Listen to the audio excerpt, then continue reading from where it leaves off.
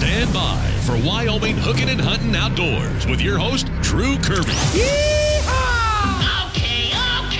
Holy cow! May I have your attention, please? Hey, this is Luke Holmes. I am Morgan Wallen. I'm Riley Green. I'm Travis Denning. Hey, I'm Aaron Lewis. Hey, it's Luke Bryan. I'm Tim McGraw. What's up? This is Ian Munsick. This is Craig Morgan. And you're listening to Wyoming Hooking and Hunting Outdoors. My Country 95.5. Welcome to one of my favorite months, October. So many things in season now. Rifle season, fishing still going, duck season. Man, there's just so much happening at this point of the year. So excited about it. We've got a lot of stuff to cover today as far as safety, being prepared when you go out into the field, what you need to take in the field. We went fishing this week. We'll talk about the low water levels. And our friend Jessie came in a few weeks ago and was telling us about her preparation for her hunt. Well, her hunt's over. She was successful. We'll talk to Jessie in just a little bit on the program. If you've missed any of the shows, you can go listen on demand 24/7 inside the My Country 95.5 app. Wyoming Hooking and Hunting Outdoors. Here we go. My Country 95.5. Wyoming Hooking and Hunting Outdoors on My Country 95.5. All right, Janet, we're to that point. October is here. Hunting seasons are all open. There's rifles being taken out. There's elk and deer and antelope and about anything and everything you can hunt is in season. That's right, Drew. It has been fantastic so far. We've had really great weather. People are getting out and having successful hunts. Whether you're looking for upland game birds or big game, seasons are on. Yeah, and that's, we kind of don't really talk about the upland game after we get into the elk and antelope and deer, but that's all up and running as well. So you can do some dove and pheasant and all that. Exactly. Lots of dogs are really happy this time of year. This is when they actually get out and get all birdie and do their little dance and show people where the birds are. So it's pretty fun time of year. Yeah, and don't forget about checking your regulations, Drew. I mean, some birds start in September, some in October, and some in November. So, the duck seasons, you have open seasons and closures for ducks and geese. So just, make sure you check your regulations on opening dates and make sure you have your license and your stamps for those critters you got to go hunting after. So when it comes to that type of hunting, the weather is a really big concern because you have really two different monsters there. You have the early season weather and then the later season weather. And now we're to the point where who knows what the weather's going to be. You and I have been talking about the weather for 10 minutes and it's changed 3 different times. But one of the things, Drew, that I know we continually harp on this and have mentioned it no less than one time for the last 4 weeks that we've been talking is safety, and safety that revolves around that weather that you're talking about. Not even in relation to bird hunting or all of those sorts of things. This time of year, weather changes. As we all know, wait 5 minutes, the weather's going to be different in Wyoming. That's what we always say, and it's a reality, and people need to be prepared for that, and there's lots of things that they can do. Especially if you're going out deep into the back country where, you got to be prepared. Even if you're not planned on staying a day or two, you have to be prepared to at least an overnight stay. Absolutely. And some of the things that we suggest, Drew, are to make sure that I know this sounds like common knowledge, but make sure that you're checking the weather in your destination, right? So let's say you live in Casper and things are looking pretty sweet, but you're headed up to Jackson Hole to hunt on the elk refuge, and things may not be as lovely there as they are here. And you get up there and maybe you don't have the equipment that you need to be safe in the outdoors for the weather that is expected. Make sure that you have the right equipment, the right boots, the right clothes, that you're dressed in, what everybody suggests. You're wearing wool and not cotton. Those sorts of things really are important as you get ready for hunting seasons. You and I have talked about, last year I know we talked about for sure, there are certain electronics and pieces of equipment that you can take with you to make sure that you know exactly where you're at. And if you get into trouble, that can can help you out. And it's important that you know how to use all of that equipment too. I think the first step is making sure that somebody that is not with you knows where you're going. Like, hey, I'm going to be camping at Porcupine Campground, and I expect to be back to my campsite every night at 5 p.m. and I'll be home to see you on Thursday night. There are fantastic tools that are available. Like here in Natrona County, our Natrona County Sheriff's Office worked really hard for a grant along with our 911 system to join an app called Backcountry SOS that allows kind of this, you can send a text and it goes directly to 911. And so sometimes, as we know, when we're in the backcountry, you only have a bar or two and you can't make that phone call out, but you can text. And by using this app, Backcountry SOS, if you're in Albany County, Carbon County, Natrona County, Park County, Sweetwater, or Teton, it works with all of those 911 systems, and you can get emergency help. And as we've talked about before, and Brian can jump in as well, it gives a GPS location. It automatically tells people directly where you are. And so that is really great. And for those of us that don't like to be tracked, it's not something that tracks you. The app is not on at all times, only when you need it. And of course, GPS systems are available readily. I mean, if you go to Rocky Mountain Discount Sports, there's a whole cabinet dedicated to that. So whatever detail you want to get in on that. So it really is a good idea to make sure you even have dialed in to where you're going to be. Don't forget about even more common sense. Just bring somebody with you. Having two of you there, the buddy system, helps out a lot, keep each other company. And like I say, if you do get lost or stranded, having two of you there makes it a lot more, reliable on survival and all that kind of stuff. But just being prepared. I mean, even this weekend, being wet, rainy, being up on the bighorns, slide off the road, end up in the ditch, and you're going to be there for a while.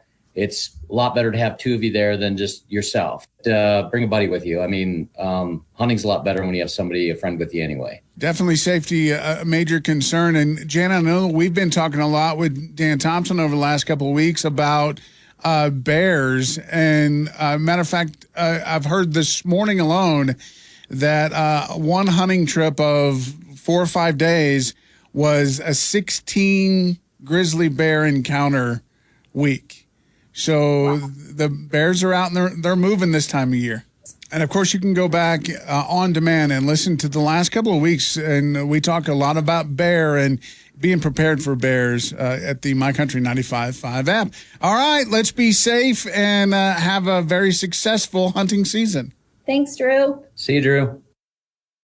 To Wyoming hooking and hunting outdoors. My Country 95.5. Well, Brian, you can feel the excitement in the air around Casper and the central Wyoming area with all of the hunting in. You and I were just talking about elk season and rifle season, and even duck season is coming in. I mean, this is a good time. Oh man, if you're into the outdoors, fishing and hunting, this is the time of year. I mean, not only is the fishing good on the reservoirs and the rivers, we've got some bird seasons opening up. We've got duck and goose open for a couple weeks on this first split. There's some grouse, there's sage grouse, there's blue grouse, there's, I think, dove season still open. The bird farms running pheasants and chuckers. I mean, there is plenty to do. If you say that you can't find anything to do here right now, there's something wrong. You are not looking. Well, you haven't been in the Rocky Mountain Discount Sports because you walk in and you see the blaze orange. When I walked in today, that's one of the first signs that you know that hunters are getting ready to head out. Yeah, a lot of our big game seasons, rifle seasons, are just starting to open up this week, and obviously safety is important, and making sure you've got your blaze orange and your required amount and that kind of stuff. And we're ready to go. How do you feel with the ammo levels? I know you had talked a couple of weeks ago that things were getting a little bit better, but I'm sure that people have been in to raid the shelves. Oh yeah, the rifle ammo in general is getting better, but we're still not where we need to be. Certain calibers like 300 Win Mag and 7 Mag, which are probably two of the most popular, elk cartridges, those are still extremely hard to get. You and I talked last year when, we were trying to figure out what was going to happen for the next season. And you even mentioned at that point that it's a good time to get to know a buddy that has some ammo and, maybe do some trading.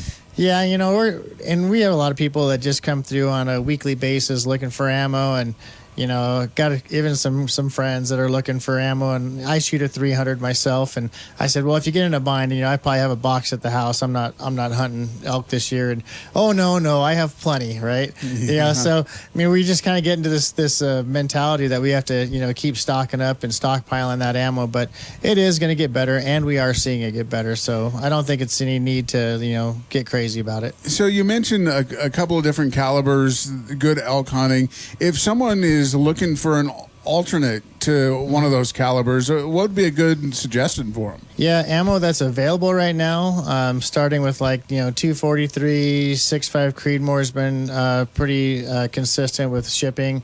6.5 PRC, 300 PRC, 308. Those calibers have all been pretty plentiful. So if you're looking, maybe you do have, one of the 300s or, something like that, you need to get a new rifle because you can't find any ammo. You might as well come in here too. Yeah, we have a lot of people shopping for firearms just based on what we have for ammo available. So that's kind of unfortunate, but at the same time, we've got a lot that can take care of customers. And who doesn't need a good rifle once in a while, right? Well, whoever says no on another gun. Yeah, right. You never can have too many. Right.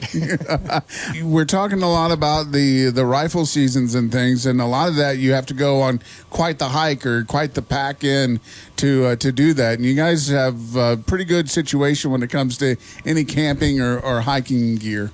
Oh, yeah, and, this last week we saw a little bit of change in the weather, so things are starting to cool down. The ground's getting a little more muddy. We got a little more moisture in the air, so making sure that, you've got a good set of boots and that those boots are, have the right water sealant. And if you've got an old pair of boots, make sure that those are being taken care of as well. You did mention the rain and cold. If you do have an old pair, what's the best way to get those up to par? Because if you have your favorite pair, you've broken those in. I mean, what's a good idea for them? Yeah, there's a lot of aftermarket kind of water sealants, the old Snow Seal, and even like Kenetrex makes their own version. But, it just depends on the type of material, whether you've got, nylon or leather boots, that type of stuff. There's different products that are good for each one of those to keep them waterproofed. And what I like about Rocky Mountain Discount Sports is you can get all that here. We got it all. Get over here and check it out before you head out on that big hunt.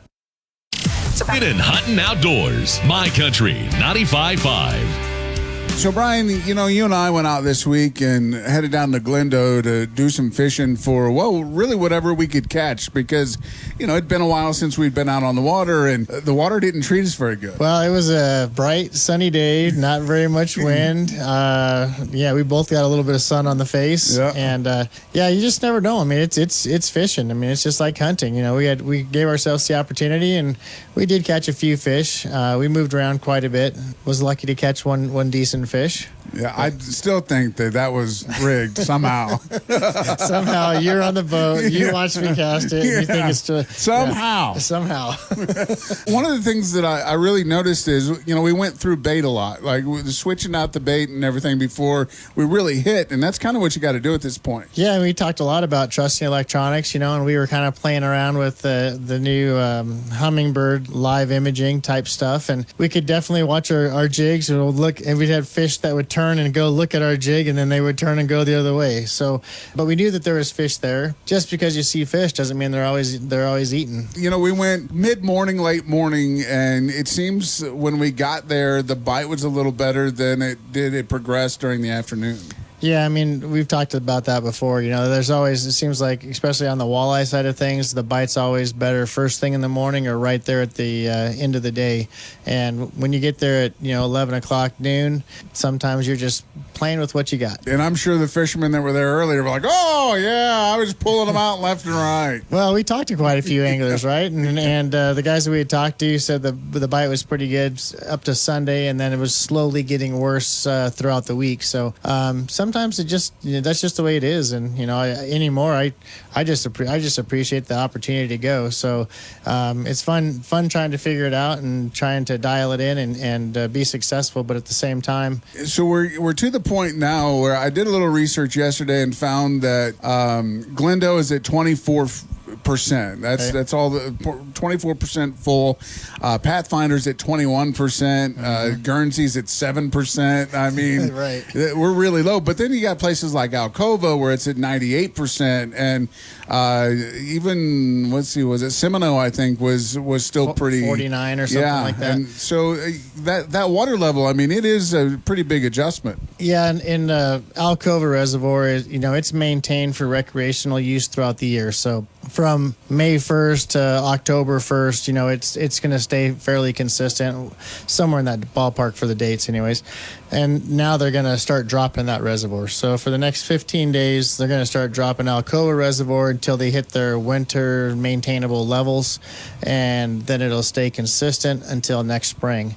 So that water that's going to be coming out of there will go downriver and help supply Glendo. So Glendo will come up to some degree here in the next month once they start dropping that water out of Alcova. But it's just kind of the cycle of what happens, and that the water at Seminole and Pathfinder, that's concerning because it's quite a bit lower than it has been in the past. But hope for some good snowpack in Colorado and the mountains that feed out those reservoirs, and hopefully we'll get them back up. And I noticed when we were at Glendo, again, 24% or whatever it's at, there's a lot of areas that you would normally boat through to get to a good fishing hole that's gone. I mean, you can walk across it now. You couldn't really boat across it. So. Yeah, and we didn't even go. We only fished about one half of the lake that's even there, but the other half of the lake that we normally fish or have fished in the past, we couldn't even. It's not even accessible at this point. So. It's kind of neat to see how things transition. It looks to me like maybe the river channel's just changing a little bit up in Elkhorn, which is kind of interesting.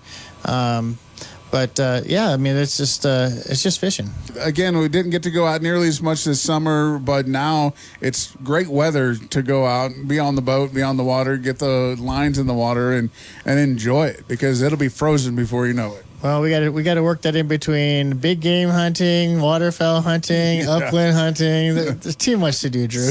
Yeah, and that's not a bad thing, really.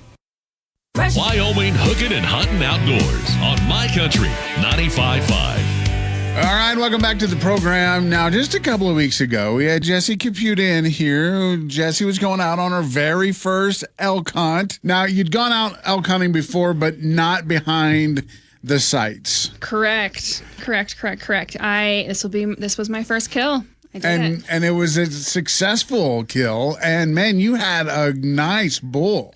I did. Supposedly it is an 8x6. For your first kill, how many did you let go by before you decided this is it? I don't know about let go by. The first one I saw, it was one of the first days we were out there, and I low-key chickened out and did not pull the trigger. So it was in the crosshairs. Oh, it was in the crosshairs. Oh, no. Now, did you feel bad about that after you were finished, or were you like, okay, I'm glad I waited?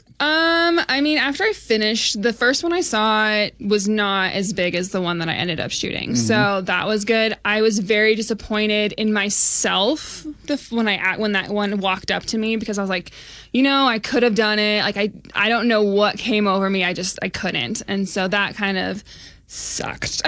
But you told me when you got your bull that the nerves had worn off then, because you had just had two other opportunities or two other bulls that come by, but you weren't able to get a shot off of that. Yes.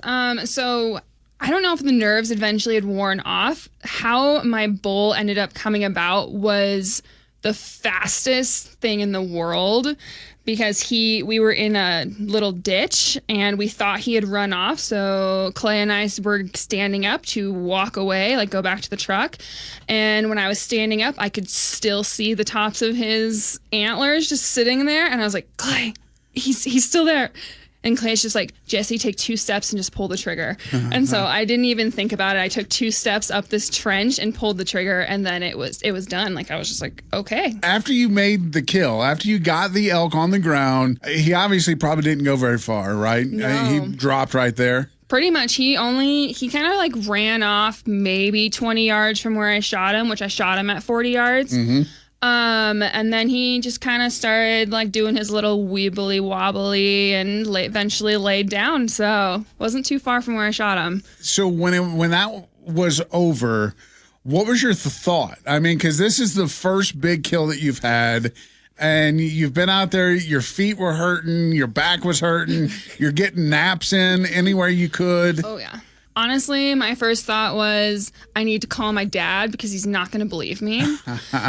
And then my second thought was, it was getting dark and it was about to rain. And so I needed to get those packs as fast as possible. Oh, yeah. And we got poured on while getting everything together. So freezing cold, chilled to the bone. Clay thought we were going to get hypothermia at one point. We got it out, though. You're very physically fit anyway, but it took its toll on you. Oh, yeah. All the different, was it the terrain and the hiking and the hills and the mountains, or what was it that really felt the hardest for you? I mean, so the first day we packed in and it wasn't too bad. It was raining, so it wasn't hot, which was nice. But then the second day it hit, I don't know, maybe 85, maybe higher. And you're packing around this giant backpack with the crossbow and you're in full-fledged hunting gear. And that was a little rough because you had to conserve water. So like, I'm a water drinker. I drink tons of water a day and you can't pack around as much water as I drink in a day.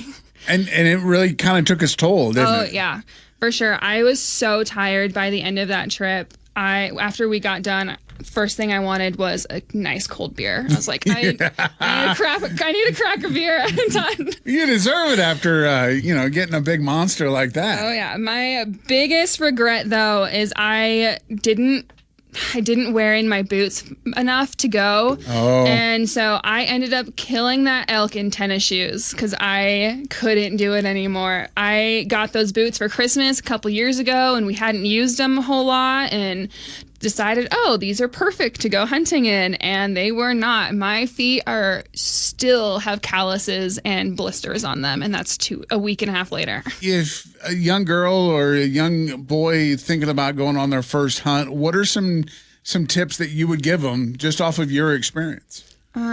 Do some cardio prior, because I think the cardio that I already do helps a lot. So if you're already involved in sports and stuff like that, you should be good. Definitely break in your boots. That's another one. And then wear layers, because I was smart enough to have a long sleeved shirt on, and then I had a hoodie in my backpack and the jacket. And with Wyoming weather, it can change in a blink of an eye. I've played a soccer game that had 4 different seasons in one game. Yeah. So that was probably one of the smartest things I did, was wearing layers, because being able to take layers off and put them on was super nice. Well, congratulations, and thanks for coming back and telling us about this. And I know that, it's important that, first-time hunters tell their experience so young hunters can, start getting into the hunter safety courses and start learning now. Oh, yeah. I think they definitely need to. Everyone needs to learn at least the background knowledge of hunting and fishing and outdoor experience. So, and of course you can do that through the Wyoming Game and Fish Department. Jessie, thanks again. No problem.